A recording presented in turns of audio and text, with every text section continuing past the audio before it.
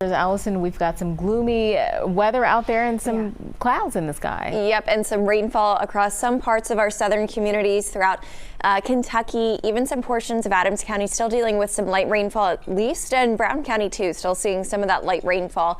Lots of thunderstorm activity kind of starting to fade away. If you are right around Peebles, you still could be hearing some of that thunder or even seeing some of the lightning. We also still have some thunder and lightning happening down in northern Kentucky around Falmouth, down closer to I-75, right just south of Dry Ridge. So there is still some rainfall coming down, even though it's on the lighter side. We do still have some lightning in the area, so keep this in mind. Also have some fresh lightning strikes up toward Switzerland County and southeastern Indiana. Might not be raining all that heavy, but still a very electric atmosphere with this lightning still striking many communities. Also seeing some lightning coming down in Carroll County as well, just along I-71, a little bit closer to, say, Louisville. And speaking of Louisville, we've got plenty of thunderstorms there. A flash flood warning out just bordering our Owen County. But I do generally think a lot of that heavy rainfall should remain closer to I-64. That said, we are not out of the woods for seeing that flooding concern here tonight. We actually have a flood watch that will be in effect all the way through midnight tonight, kind of riding along where you see some of that rainfall setting up throughout southern Indiana and then portions of Kentucky too, a little bit closer to Louisville. So we'll still hold on to that rain potential. If we do see any additional heavy rain, I think it's generally going to be for our northern Kentucky communities south of the 71-75 split, especially. That flood watch that's in effect, that does include Hamilton County. This is all until midnight tonight that we have that flood watch in effect. So it started at 2 o'clock this afternoon, will last until midnight. You'll see here on Futurecast, we'll still hold on to that potential for some rainfall, at least some light rain, possibly even some pockets of heavy rainfall developing here this evening.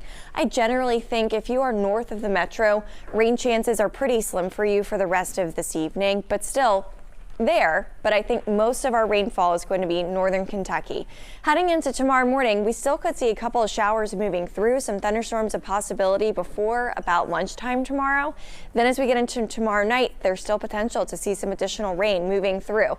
Tonight, if you have any plans, we've got the Celebrity Softball Classic happening down at Thomas More Stadium where the Y'alls usually play. Tonight, you'll see meteorologist Adam Burnison playing there. And there is still that chance of a stray shower. Again, remember, Kentucky's one of those spots that I do think has the best potential to still see some rainfall here this evening. So that rain chance still there. I do think as we get closer to the final innings, we'll start to see rain chances kind of fading away. However, temperatures are still going to stay in the 70s for a bit. It's very humid outside. It's going to stay that way throughout the entire weekend and throughout the rest of this afternoon, the rest of this evening too. So in between any rain we get, still stays very muggy outside. As far as the next couple of days are concerned, now tomorrow's not an impact day. I do think rain chances are looking a little bit less in terms of coverage for tomorrow. So that is some good news for your Friday, but heavier rain still expected to arrive by the weekend. Scattered downpours that could bring anywhere from 1 to 3 inches of rainfall by the time we get to Sunday will be a possibility. Some of that heavier rain could even be higher than 3 inches, still leading to the chance for some flooding, some lightning, some severe weather even possible as we wrap up the weekend on Sunday. Some of those thunderstorms packing a punch, possibly bringing in some strong to damaging winds. So both days are impact days, but I think especially Sunday we'll have to be on the lookout for seeing strong storms and then a flooding concern too, especially for the second half of the day on Sunday.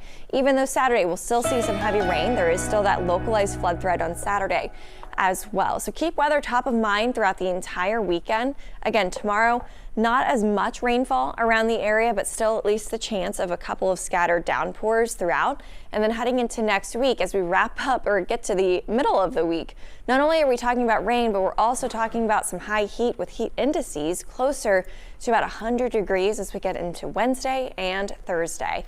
Ashley and Sheree. All right.